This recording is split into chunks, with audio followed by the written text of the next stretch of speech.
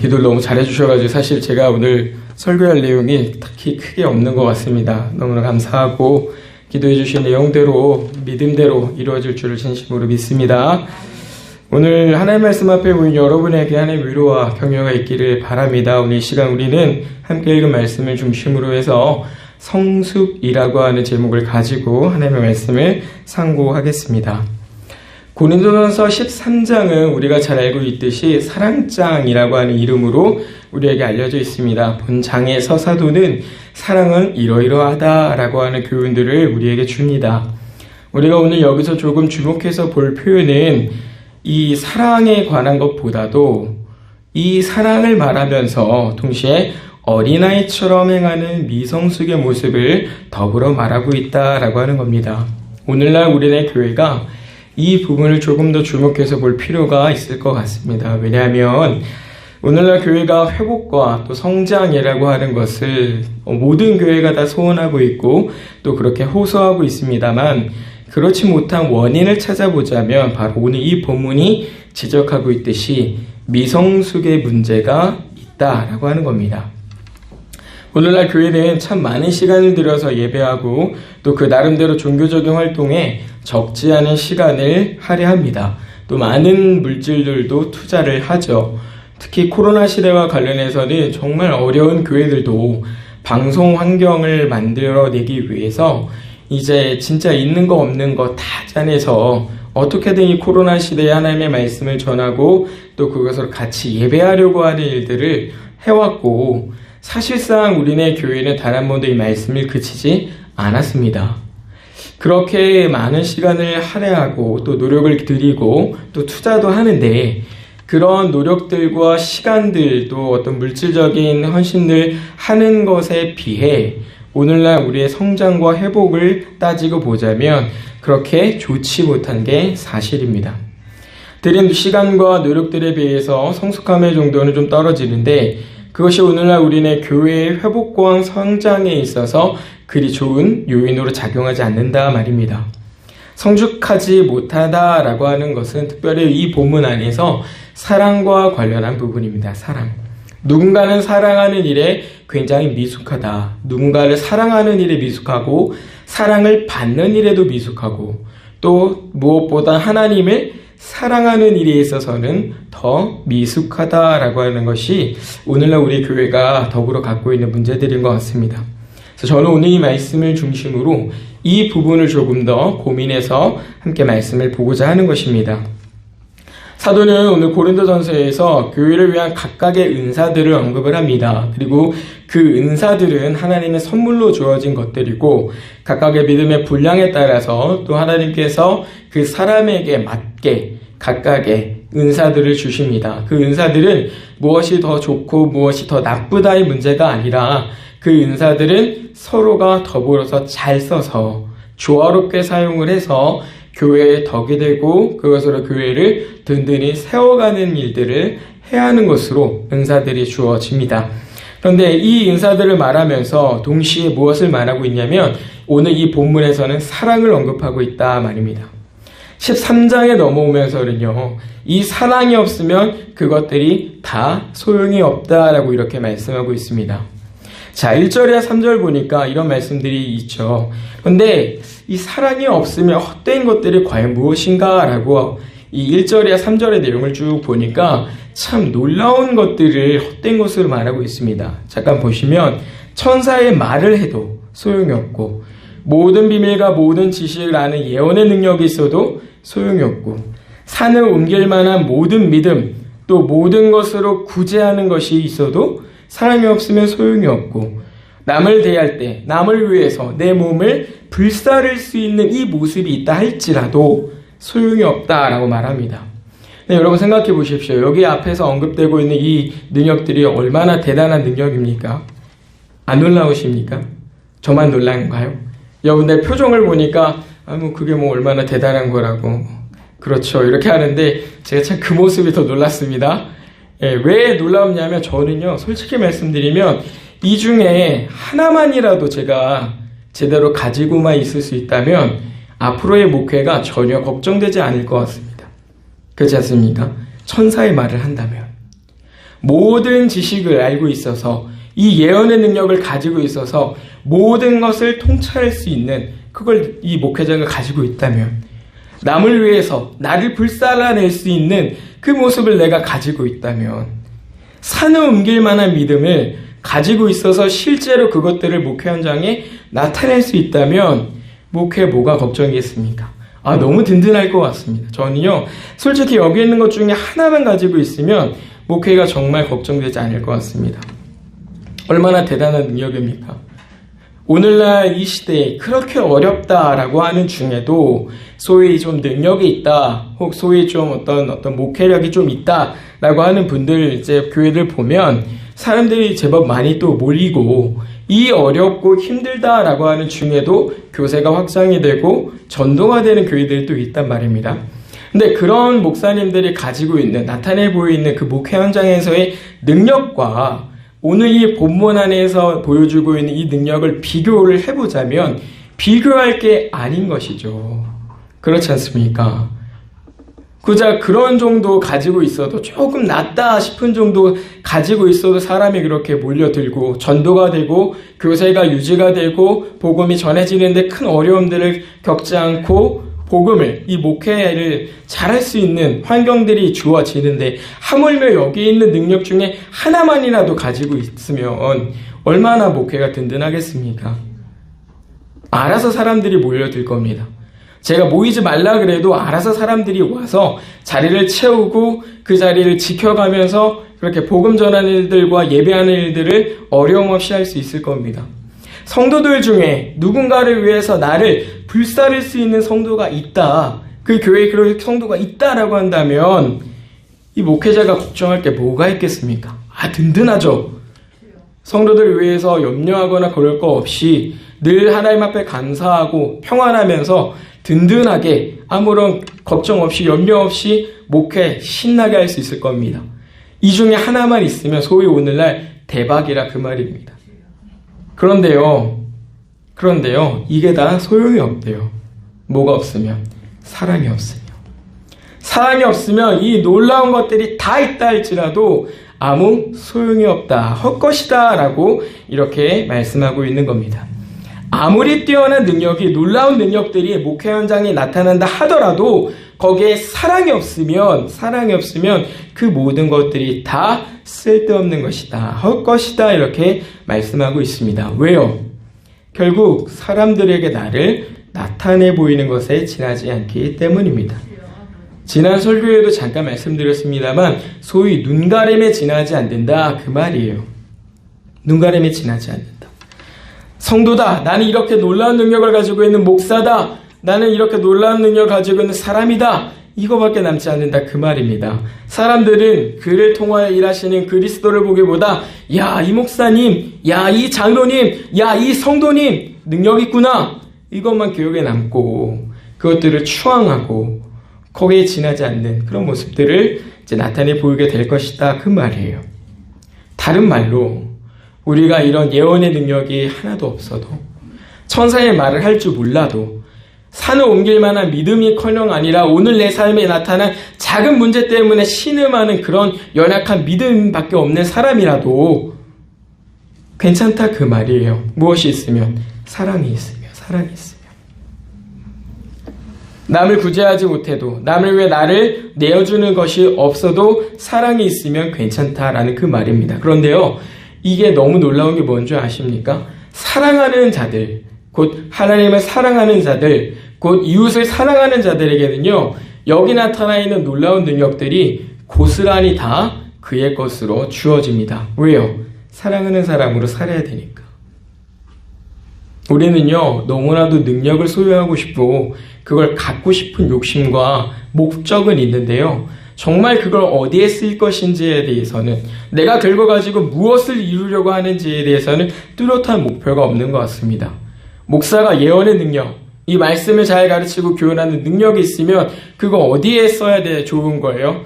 나 이런 능력 있는 목사야, 나 이렇게 큰 목회라는 목사야, 그렇게 하는데 써야 되는 겁니까? 아니죠.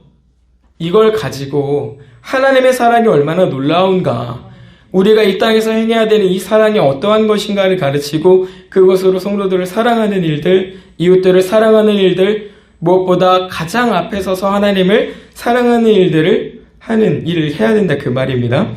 그걸 위해서 사랑하는 자들에게는 이 능력들이 주어진다 그 말이에요.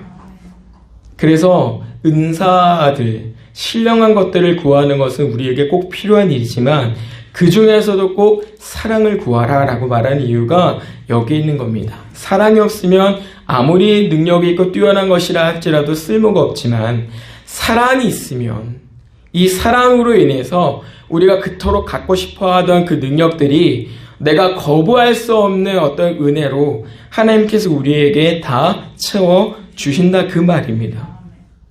이걸 증명하는 사람이 있어요. 누구냐? 사도 바울입니다. 사도 바울이에요.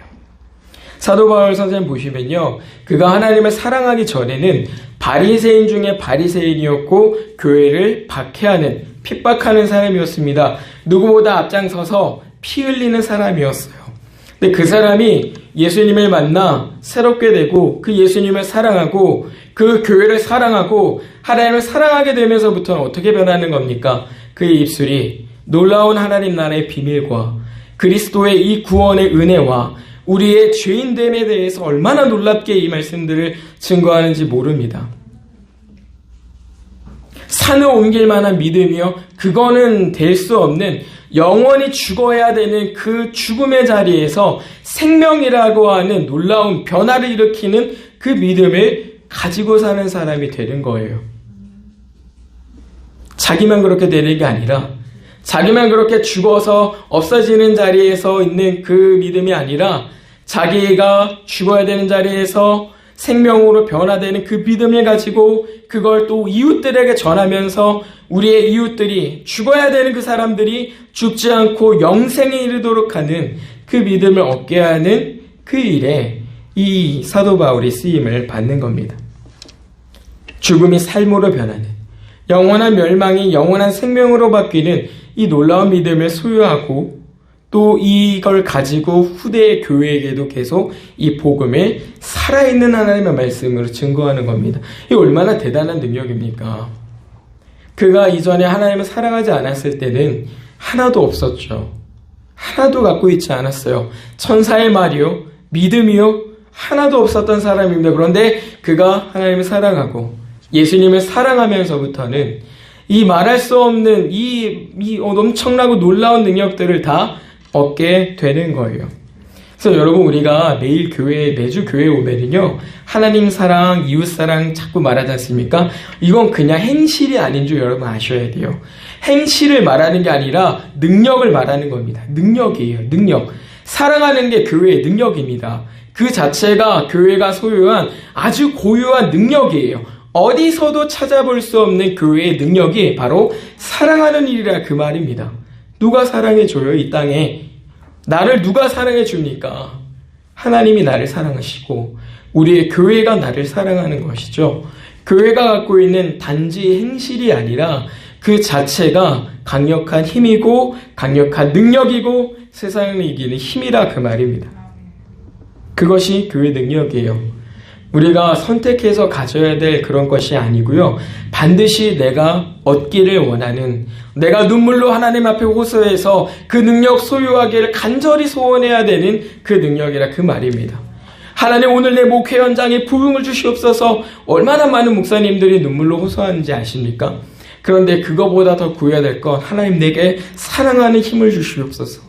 내가 하나님을 사랑하고 우리 성도들을 사랑하고 우리 이웃들을 사랑하는 힘을 주시옵소서. 이게 능력이거든요. 제가 여기서 이 말씀을 준비하면서 한 가지 깨달은 게 있어요. 그게 뭐냐면요, 목회는 사랑으로 하는 거구나 라고 하는 걸 깨달았어요. 사람을 변화시키고 사람을 새롭게 하는 것은요, 더 나은 그리스도인으로 만드는 것은 어떤 대단한 논리가 아니다 라고 하는 걸 제가 이 말씀을 준비하면서 배웠습니다.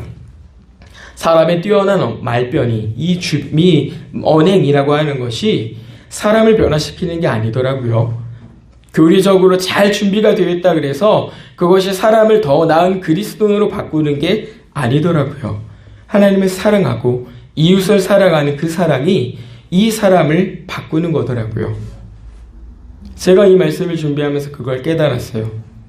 맞다. 하나님께서도 나를 사랑하셨지. 다른 말이 필요 없었어요. 그 사랑이라고 하는 그 한마디가, 예수님이 나를 사랑하신다고 그 한마디가 저를 오늘 이 자리에 있게 만든 겁니다. 사랑이라고 하는 것이 우리를 바꿀 수 있고 우리의 이웃을 바꿀 수 있고 그들을 구원할 수 있는 힘이라 그 말입니다. 제가 이 말씀을 준비하면서요, 또 생각해 본 게 있어요. 그게 뭐냐면 이 종교개혁 시대와 그리고 우리 시대의 교회, 그리고 그 옛날 부흥의 시대의 교회와 오늘 우리의 교회에 어떤 차이점들이 있을까? 사실은 제가 그게 굉장히 고민거리였거든요. 이 종교개혁 시대와 비교해서 봤을 때 사실은 부족한 게 너무 많습니다. 교리적인 수준이라든가 아니면 그걸 가지고 목회하는 현장에서 이 목회자의 됨됨이가 비교할 수가 없어요. 그분들은 뛰어난 어떤 내용들을 가지고 지금 우리가 말하고 있는 것보다 더 깊이 있고 더 넓은 그 하나님의 말씀의 안에서 헤엄치면서 이렇게 하나님의 말씀을 전하시거든요. 굉장히 그것들은 우리가 기본적으로 따라갈 수 없는 소양이긴 하지만 특별히 더 차이가 나는 게 있는 게 뭐냐면 사랑하는 마음이 다르더라고요. 이 종교개혁 당시 목회자들은요, 하나님을 사랑하는 마음에 불탔던 사람들이죠. 하나님을 사랑하니까 그 하나님에 대해서 잘못 가르쳐지고 하나님에 대해서 잘못 오용되고 그 하나님에 대해서 아주 엉망으로 만들어버린 일들에 대해서 아마 견딜 수가 없었던 것입니다. 그러니까 반기를 들었죠. 교황이라고 하는 그 당시에 감히 우러러볼 수도 없는 이 세상의 왕들조차도 교황에게는 머리를 숙이는데 그런 일들을 이 종교개혁자들이 해낸 거 아닙니까? 사랑하는 마음이 그 불같은 마음이 오늘 이 시대의 목회자들의 그것과 비교할 수가 없구나라는 걸 말씀 준비하면서 새롭게 알게 됐습니다. 우리나라의 부흥의 시대 역시도 마찬가지죠. 평양대부흥이 있을 때가 벌써 시간이 오래 지났습니다. 한 100년도 넘는 시간인데요. 그 당시에 이 사람들이 오늘 우리 그것보다 더 나은 게 무엇이 있겠습니까? 냉정하게 말하면 교리적이나 아니면 이 교회가 얻게 된 것들은 그때에 비하면 지금이 더 좋죠. 언제 어디서든 내가 말씀을 듣고자 하고 가까이 하고자 마음먹으면 할 수 있는 시대가 지금이고 교리적인 내용도 그때보다 오늘 우리 시대의 목회자들에게 좀 더 선명하고 좀 더 바른 내용들이 잘 소개가 됐기 때문에 그런 내용들을 따지고 비교해서 보자면 이 부흥의 시대보다는 오늘 이 시대의 목회자들의 것이 더 훌륭하다 할 수 있을 것입니다. 그런데요, 사랑하는 마음이 또 다르더라고요. 얼마나 그 복음에 대해서 열의가 있고 얼마나 그 사랑에 대해서 확신이 있었으며 이 사람들이요, 당시 유교 문화들도 있고 하니까 얼마나 심한 박해도 받고 그랬습니까? 그런데도 불구하고 자기 집 내어놓고 자기 집 문 활짝 열어놓고 종놈이든 상놈이든 상관없이 다 나와서 그 자리에서 하나님의 말씀 들을 수 있도록 자리를 열어주고 어떻게든 자기들이 갖고 있는 재산을 팔고 정리하고 해서 그 말씀이 잘 전해질 수 있도록 또 준비하고 아낙네들은요, 산을 2번을 넘어서 언덕을 2번을 넘어서도 이 말씀 듣겠다고 사경의 자리를 또 찾아옵니다. 그 당시에 아낙네들이 여인들이 얼마나 힘들었습니까? 밭일도 해야 되죠. 논일도 해야 되죠. 집안일도 해야 되죠. 애들도 다 키워야 되죠. 그걸 다 해가면서 그 하나님의 말씀을 듣겠다고 지친 몸 이끌고 언덕 산을 넘어서 강을 건너고 그렇게 와서 하나님의 말씀을 듣는단 말입니다. 주먹밥을 싸와서 그 자리에 모여있던 사람들과 덜어 나누고 애들을 서로 봐주면서 외국인 목사님이 슈알라 몰라 하는데 옆에 있는 이 목사님이 이제 통역해주는 분이 뭐라고 하면 그 자리에서 그 말씀을 듣고 그렇게 부흥이 됐단 말이죠. 하나님을 사랑하는 것과 이웃을 사랑한 이 사랑의 됨됨이, 이 성숙함의 정도가, 이 뜨거움이 오늘의 그것과는 참 비교하기가 어렵다 그 말입니다. 오늘의 우리의 그 사랑이라고 하는 건 너무나도 초라해 보일 때가 있어요. 다시 말씀으로 돌아와서 보면 사도는 이러한 사랑이 믿음, 소망과 함께 영원히 있을 것을 우리에게 소개합니다. 이 8절 보시면요, 예언이나 방언이나 지식이 폐하여진다라고 말합니다. 예언과 방언과 지식이 없어진대요. 더 이상 쓸모가 없고 소용이 없답니다. 고린도 교회에서는요, 이 예언, 그리고 방언, 그리고 이 지식이라고 하는 것이 그들에게 있어서 굉장히 고상하고 뛰어난, 그들이 자랑할 만한 은사들 중에 하나였습니다. 그러니까 그들이 그토록 사랑하는 대표적인 은사들 중에 이 세 가지가 있는 건데요. 자랑거리죠. 그런데 이게 쓸모가 없다. 시간 지나면 그거 다 소용없다라고 말합니다. 왜요? 그리스도께서 다시 오실 것이기 때문에. 이대의 은사, 지금 오늘 우리가 가지고 있는 이 은사는요, 우리가 그리스도께서 오실 때에 그 모든 것들은 폐해질 겁니다. 왜요? 더 이상 필요가 없거든요. 그때는 예수님과 함께 더불어서 직접 얼굴을 대면하고 그의 인도하심과 그의 보살피심 속에서 살아가기 때문에 우리가 굳이 이 은사들을 가지고 기를 쓰고 살지 않아도 그곳에서는 부족한 것이 없고 염려가 없고 그렇게 살 것이란 말이에요. 예수님이 다시 오시겠다라고 말씀하셨기 때문에 그때까지는 우리가 얻은 이 은사들과 내용들을 가지고, 특별히 예언, 이 설교, 하나님의 말씀과 관련한 은사들인데 이것들이 필요하지만은 예수님이 오시면 이제 직접 그분의 말씀을 듣고 살면 되는 거거든요.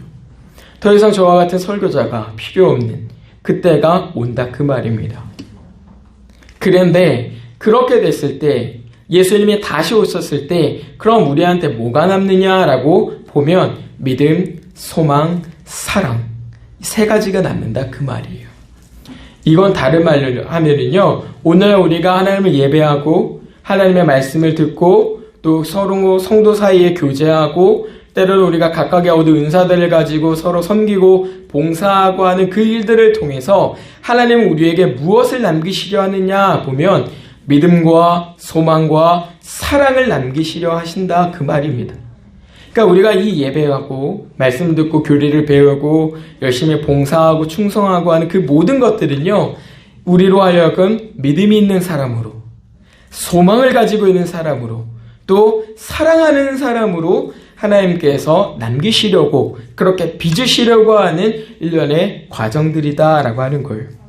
실제로 우리는요, 하나님 사랑과 이웃 사랑을 어디서 배우게 되냐면 이 예배, 그리고 우리가 은사를 가지고 각각의 우리의 교회들을 섬기면서 또 우리의 전도하는 일들을 통하여서 그렇게 배워갑니다. 하나님 사랑 어디서 배워오셨어요, 여러분? 어디 밖에 학원이 있는 거 아니지 않습니까? 성경을 읽는다고 그게 저절로 배워지는 거 아니잖아요? 이웃 사랑하는 거 어디서 배우셨습니까? 누가 가르쳐 줍니까? 이것이 이웃 사랑입니다. 누가 가르쳐 줍니까? 가르쳐 주죠. 저와 같은 목사님들, 설교자들 가르쳐 드리죠. 어디서 배우냐? 교회에서. 이 교회 안에서 예배와 봉사와 섬김, 전도와 여러 가지 활동들을 통해서 우리는 하나님을 사랑하는 것과 이웃을 사랑하는 걸 배우고, 무엇보다도 하나님이 우리를 사랑하신다라고 하는 걸 배우고 확신하게 된다 그 말입니다. 이것이 예수님께서 다시 오실 때에는 이제는 더 이상 필요치 않다 그 말이 되는 거예요. 그러면 우리한테 중요한 문제가 남는 거예요. 뭐예요?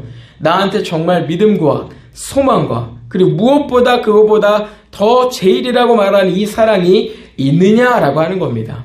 솔직히 말씀드려서 믿음, 소망은요, 특별히 점검하지 않아도 오늘 이 수요 예배 자리에 오신 여러분들은요, 의심할 거 없을 거라 생각을 해요. 그렇지 않습니까? 믿음도 없고 소망도 없는데 이 자리에 와서 말씀을 들을 이유가 뭐가 있겠습니까? 그래서 그 부분들은요, 모든 교회가 염려하지 않아도 될 부분일 수 있어요. 그런데 문제는 사랑입니다. 사랑. 이 사랑에 대해서 얼마나 잘하고 있느냐, 이 사랑에 대해서 얼마나 성숙하느냐라고 하는 것이 굉장히 중요한 문제가 되는 거예요. 그래서 오늘 이 사도가 갑자기 어린아이와 같은 이야기를 하는 겁니다. 오늘 보면 잠깐 보면 이런 말씀을 하시죠. 다 컸다고, 나이가 들었다고, 몸이 컸다고 어른이 아니다 라고 오늘 이 본문이 말씀하는 거예요.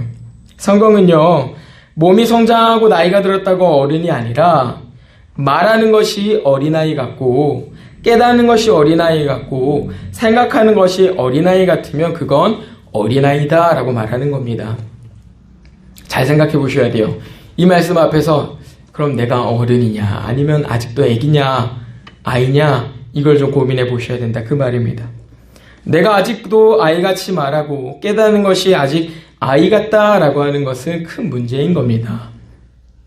우리가 어른스럽다. 이 성경 안에서 우리가 어른스럽다라고 하는 것이 과연 무엇일까요? 4장 이 4절이야 7절에 그 내용이 있는 거예요. 뭐예요? 사랑에 대해서 말씀하면서 이렇게 말합니다. 오래 참고 온유하며 시기하지 아니하고 자랑하지 아니하고 교만하지 아니하고 무례히 행하지 아니하고 자기 유익을 구하지 아니하고 성내지 아니하고 악한 것을 생각하지 않고 불의를 기뻐하지 않고 진리와 함께 기뻐하고 모든 것을 참고 믿고 바라며 견딘다. 참 깁니다. 그죠?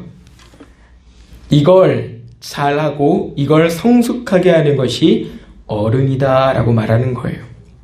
어린아이 같다라고 하는 거는요, 잘 참지도 못하고 늘 틈만 나면 시기하고 온유하지 않고 자랑하는 거 좋아하고 교만하고 무례히 행하고 자기 것만 나밖에 생각할 줄 모르고 성내는 거 너무 쉽고 악한 것 장난치는 거 이런 거 맨날 생각하고 누가 괴롭힘 당하고 슬퍼하고 막 넘어져서 아파하고 있으면 재밌다고 웃고 그런 게 애들이 하는 일이죠.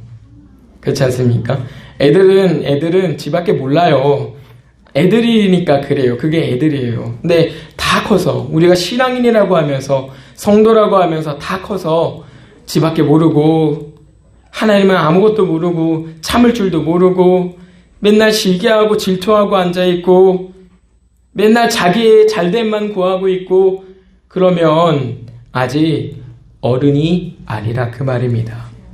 그래서요, 오늘 우리는요, 이 말씀을 통해서 잘 배우셔야 되는 게, 내가 매일 시간, 매일의 삶 속에서 하나님의 말씀을 가까이 할 때 그것이 나를 사랑하는 사람으로 만들어가는 시간이구나라고 하는 걸 아셔야 돼요. 우리가 매일의 삶 속에서 얼마나 많은 예배를 나와 있습니까? 근데 얼마나 성장하고 얼마나 성숙했느냐 보면은요, 아무것도 없어요. 왜요? 그냥 앉아 있으니까요. 듣기는 들었는데요, 그게 무엇을 목적으로 또 목표로 하는지 아무런 것이 없으니까 듣기는 들었는데 변화되는 게 없죠. 그러면 너무나 죄송한 얘기지만 100년을 앉아 있어도 바뀌는 거 없습니다. 성내는 사람이 그 성을, 이 분냄을 참기 위해서 노력 한 번을 안 하는데 뭐가 바뀌겠어요? 하던 대로 하면 똑같은 거예요.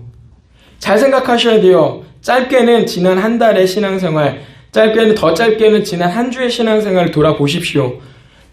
전주의 나의 모습과 그 전의 나의 모습과 비교해 보시란 말입니다. 늘 말씀을 드리지 않습니까? 비교하고 확인해 보셔야 돼요. 뭐가 나아졌는가? 뭐가 내가 더 좋아지지 못했는가? 왜 그걸 보지 못하시는지 모르겠어요. 왜 그런 생각을 하지 않는지 모르겠지만 생각하셔야 됩니다. 예배도 마찬가지예요. 더 나은 예배를 잘 하기 위해서는요, 꼭 그 예배를 점검하셔야 돼요. 지난주 수요일날 예배는 내가 이랬었는데 오늘 나는 좀 어땠을까? 지난 주일의 예배에서 나는 이런 모습이었는데 오늘의 나의 예배는 어떠했는가?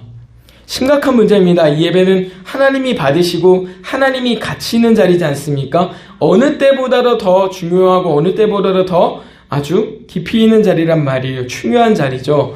거기에 대한 경계심이나 긴장이 없으면 곤란합니다.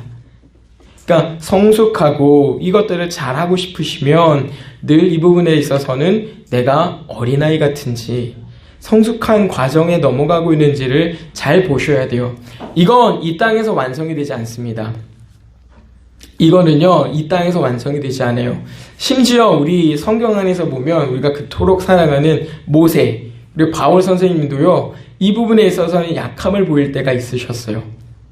모세 선생님, 우리 모세 선지자는 내려왔더니 이 사람들이 금송아지 앞에서 춤추고 있으니까 방금 받아온 십계명 돌판을 그냥 확 던져버리셨죠. 성을 내셨죠. 바울 선생님은요, 지난 우리 주일 말씀에도 들었지만 이 베드로가 유대인들이 좀 오니까 그 자리를 하면서 피해버린단 말이죠. 그러니까 뭐라고 해요?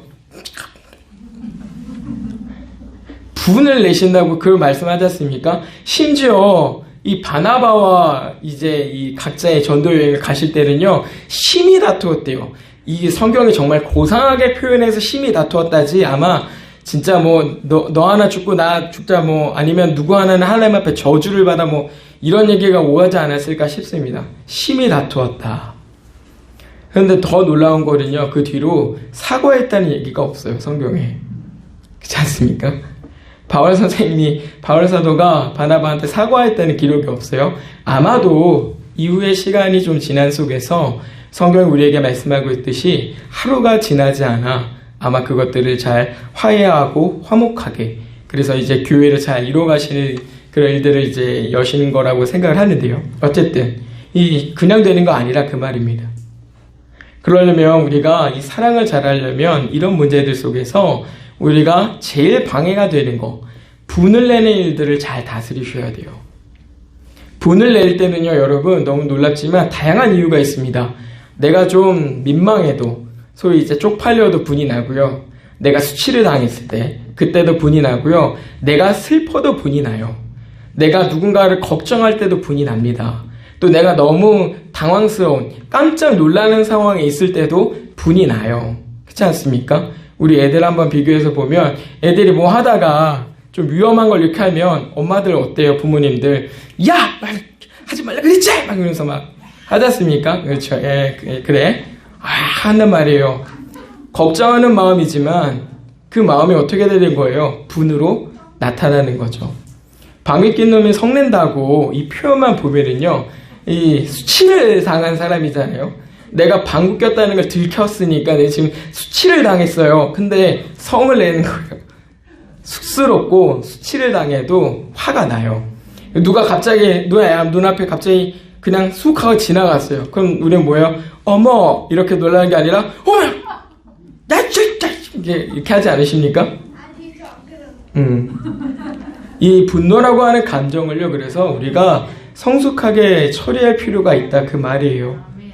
3가지 방법을 제가 제시를 해드리는데, 첫 번째는요, 그냥 표출하는 겁니다. 근데 이건 어린아이 같은 방법이에요. 나 화냈어! 하면서 막 폭언과 아니면 폭력적인 행동들을 하면서 성을 내는 거죠. 막 씩씩거리는 거예요. 그건 애들이 하는 겁니다. 딱 애들입니다. 그렇지 않습니까? 우리 애들 화나면 점잖게 엄마 나 화났어요. 이렇게 안 하고 집어던지고 으아! 하면서 막 초음파 소리 나고 막 난리가 나지 않습니까? 막 발 동동 구르고 막 자기가 주체를 못해가지고 막 힘을 쓰고 막 그렇게 하는데요. 그거 제일 좋지 못한 방법입니다. 그렇게 하시는 분들이 있는데 그게 절대로 도움이 되지 않습니다. 두 번째는요, 참는 거예요. 그냥 우리가 아마 보통 이 방법을 가장 많이 쓰실 텐데요, 정말 해롭습니다. 이것도요. 왜냐면 이게 해소가 되는 게 아니라 쌓이는 거예요. 쌓여요. 이게 참는 것 같죠? 사실은 참는 게 아니라 쌓이는 거예요. 하고 있다가 나중에 어떻게 돼요? 한번 잘못 걸려가지고 누가 하면 이게 다 쏟아지는 거죠. 그러면 그때 일이 납니다. 그리고 이게 잘못되잖아요. 그러면 병이 생겨요. 소위 이제 우리가 화병이라고도 부르는데요, 마음에 병이 생깁니다. 그래서 이 분노라고 하는 걸 우리는 항상 교회에서 보면 참는 게 제일 좋다고 생각을 하지만 그렇지 않고 이것들을 지혜롭게 해산할 수 있는 방법이 필요한 겁니다. 그래서 실제로 성경은요, 우리한테 참으라고 말하지만 화가 나고 누군가 다투면 하루를 넘기지 말라 그러잖아요. 그러니까 우리가 못 참을 거 알고 계시죠. 우리가 화를 아예 안 낼 수 없는 사람이라는 걸, 그런 연약한 성정의 사람이라는 걸 하나님이 알고 계시는 겁니다. 그래서 그 말씀들을 우리에게 주시면서 우리가 그 분을 잘 다스리고 우리가 더 심한 죄악으로 넘어가지 못하도록, 설령 내가 나의 자신을 잘 통제하지 못해서 불의로 이렇게 화를 냈지만 그래도 내가 그걸 잘 다스릴 수 있도록 말씀을 이렇게 주신 거란 말이에요. 그랬더니 이제 아무 때나 화를 내시면 안 돼요. 주시는 거란 말이에요. 그래서 제일 좋은 방법은요, 이 화가 나는 이유를 잘 들여다보는 겁니다. 내가 왜 화가 났을까? 아, 내가 슬픈 마음 때문에 화가 났구나. 아, 내가 서운한 마음이 좀 있어서 화가 났구나. 아, 내가 좀 놀래서 화가 났구나. 아, 내가 좀 질투가 있어서 화가 났구나. 아, 내가 좀 시기해서 화가 났구나. 내가 좀 너무 속이 상해서, 이 일들에 있어서 내가 좀 내 마음대로 되지 않는 부분들에 내가 속이 상해서 화가 났구나 라는 식으로 내가 분이 난 이유를 좀 들여다보실 필요가 있어요. 그렇게 하셔야 이 분노가 해소가 되고, 우리가 이 분노 때문에 설령 관계가 조금 불편하다, 껄끄러워졌다라고 할지라도 이걸 해결할 수 있는 지혜로운 방법들이 생깁니다. 왜요? 목사님, 내가 그때 이런 마음, 내가 그때 좀 서운함을 느껴서 내가 그때 이렇게 분을 냈고 내가 그걸 잘 다스리질 못했어. 근데 미안해. 근데 내가 그게 화를 내려고 그런 게 아니라 이 분노하는 감정이 그냥 일어나서가 아니라 서운해서 그랬어. 아니면 내가 좀 이런 부분들이 슬퍼서 그랬어. 아니면 내가 이런 것들이 좀 놀래서 그랬어. 라는 식으로 이 분노를 지혜롭게 해소할 필요가 있는 겁니다. 그래서 성숙한 이 사랑 안에서는요, 잘 들여다보셔야 돼요. 내가 지금 어떤 마음과 감정에서부터 이 분노라고 하는 것이 이제 드러나게 됐는가라고 하는 걸 잘 들여다보셔야 됩니다. 이게 사실은요, 사람이 잘 못하는 거예요. 왜냐면 사람은 처음 경험하는 감정이나 어떤 상황에서는요, 이게 무슨 감정인지 이 뇌가 처리를 못해요. 이걸 못 알아채요. 이게 지금 무슨 상황이지? 이게 지금 어떤 감정이지? 그러니까 이 뇌가 하나의 대답을 내는 게 뭐예요? 에라 모르겠다, 일단 화를 내자. 처음 느끼는 당황스러운 상황에서는요, 그냥 화를 내는 거예요. 그래서 우리 아이들도 잘 보시면요, 애들이 조금 쑥스럽거나 좀 이렇게 부끄럽거나 그럴 때도요, 애들이 화를 내거든요. 막 하면서. 근데 그걸 잘 눈치를 채셔야 되는데, 그럴 때 왜 화가 났어? 라고 물어보고, 좀 이런 부분이 내가 좀 부끄러웠어? 라고 그러면, 부끄러울 때는 이렇게 표현하는 거야. 내가 좀 부끄럽다고 말하는 거야. 아프면, 내가 좀 아프다고 말을 해야 되는 거야. 라고 이 분노의 감정이 아니라 거기에 맞는 감정을 표현할 수 있도록 가르쳐 줘야 되는데, 사실 우리 집사님들 세대에서는 이런 걸 누가 이렇게 얘기해 주지 않았죠. 그쵸? 저 준비를 많이 했습니다. 네. 이런 게 필요하다, 그 말입니다. 그래서 좀 잘 들여다보고, 그것이 우리가 하나님 앞에서 주어진 이 사랑이라고 하는 걸 조금 성숙하게 할 수 있는 방법이라 그 말이에요. 그래서 이건 그냥 되는 게 아닙니다. 오늘 사도가 이 본문 가운데 말씀하고 있듯이 내가 장성하여서는 그것들을 버렸다라고 말하지 않습니까? 그 모습을 그대로 갖고 와서 그대로 하는 게 아니라 버렸대요. 이거는 그냥 저절로 버려진 게 아니라 내가 의도를 가지고 내가 능동적으로 이것들을 하지 않겠다라고 버린 거예요. 그러니까 의도적으로 내 행동을 통제하셔야 돼요. 안 되시겠죠? 힘드시겠죠? 그게 되면 우리가 다 아주 문제가 없겠죠. 그러니까 훈련하시고 또 해보시는 일들이 필요하다, 그 말입니다. 사랑하는 성도님들, 참으로 사랑의 능력은 놀라운 것 같습니다. 사도를 변화시키는 그 능력이고, 사도만이 아니라 교회를 변화시키는 능력이고, 오늘 이 시대의 교회를 변화시킬 수 있는 능력입니다.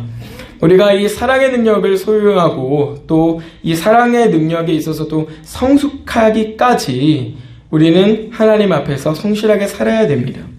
실패할 때도 있을 거예요. 잘 안 될 때도 있을 겁니다. 그래도 사도가 장성하면 버렸다라고 표현한 것처럼 우리도 어린아이가 아니니까 거기에 맞게 성장하고 이것들을 잘 버려서 하나님 기뻐하시는 이 사랑을 가지고 오늘 이 시대의 교회와 또 이 시대 안에서 부흥을 이뤄낼 수 있는 그런 교회들이 다 되시기를 주님의 이름으로 부탁을 드립니다. 기도합니다. 오늘 우리를 불러주신 하나님 아버지, 은혜와 사랑에 감사합니다. 하나님이 우리를 사랑하셔서 우리에게 믿음과 또 소망을 주시고 사랑하는 자들로 빚어주시니 참으로 감사합니다. 우리가 주께로부터 많은 것을 받았으나 사랑하는 일은 참으로 적으니 주님, 우리를 용서하시고 도와주셔서 성숙하게 사랑하는 자들로 살게 하옵소서. 우리가 오래 참지 못하고 온유하지 못하고 시기하고 자랑하고 교만하고 무례하고 자기 유익을 구하고 성내고 악한 것을 생각하고 불의를 기뻐하고 진리와 함께 기쁘지 아니하고 모든 것을 참지 못하고 모든 것을 믿지 못하고 모든 것을 바라지 않고 모든 것을 견디려 하지 않는 어린아이와 같은 이 연약한 것들을 우리가 버리고 성숙한 신앙인으로 자라게 하옵소서. 감사드리며 예수님 이름으로 간절히 기도드리옵나이다. 아멘.